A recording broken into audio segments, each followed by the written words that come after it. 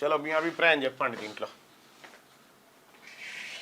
అన్న రేవంత్ రెడ్డి బ్రదర్ కొండలరెడ్డి గోవాలో డీలింగ్లు చేస్తున్నారు అంట, నిజమేనంటే ఏమో బాయ్ సాబ్ మనకు తెలియదు, కనుక్కోమంటే కనుక్కుంటా. కాళేశ్వరం స్కామ్లో కేసీఆర్ హరీష్లను జైలుకు పంపుతారా లేదంటే కాంప్రమైజ్ పాలిటిక్స్ ఉంటాయా? జైలుకు పంపుతారనుకునే వాళ్ళు ఇక్కడ, కాంప్రమైజ్ పాలిటిక్స్ ఉంటాయనుకునే వాళ్ళు ఇక్కడ. మీ అభిప్రాయాన్ని తెలియజేయండి.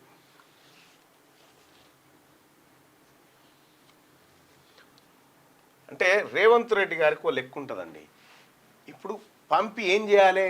నయనానందం ఏమని కావాలి, పైసలు ఉంటే అన్ని ఆనందాలు.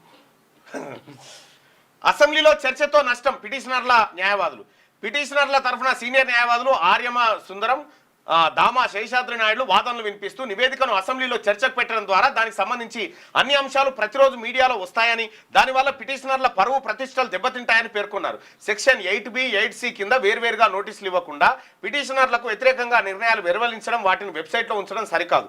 సంక్షిప్త నివేదిక, బహిరంగ చర్చలు ఇవన్నీ ప్రభుత్వ చర్యలు. ఇందులో కోర్టులు జోక్యం చేసుకోవచ్చు. అసెంబ్లీ చర్చలోకి వెళ్తే కోర్టులు జోక్యం చేసుకునే అవకాశం ఉండదు. ఏం చర్యలు ఉంటాయన్నది లేకుండా అసెంబ్లీలో చర్చ రాజకీయంగా ఇబ్బంది కలిగిస్తుంది. ప్రత్యక్ష చర్చ ద్వారా పిటిషనర్ల పరువు ప్రతిష్టలను దెబ్బతీయడానికే ఇదంతా. పిటిషనర్లకు నిబంధనల ప్రకారం నోటీసులు ఇవ్వకుండా రూపొందించిన నివేదిక చెల్లుబాటు కాదు అని పిటిషనర్లు పేర్కొన్నారు. ఇప్పుడు మీరు కాంప్రమైజ్ అయిపోయి ఇప్పుడు మీరు లాలూచిపడి ఏం చేసినా రేపటి బీసీ ప్రభుత్వంలో అందరినీ అప్పుడు బరాబర్ ప్రజాక్షేత్రంలో నిలబెడుతుంది రేపటి బీసీ ప్రభుత్వం.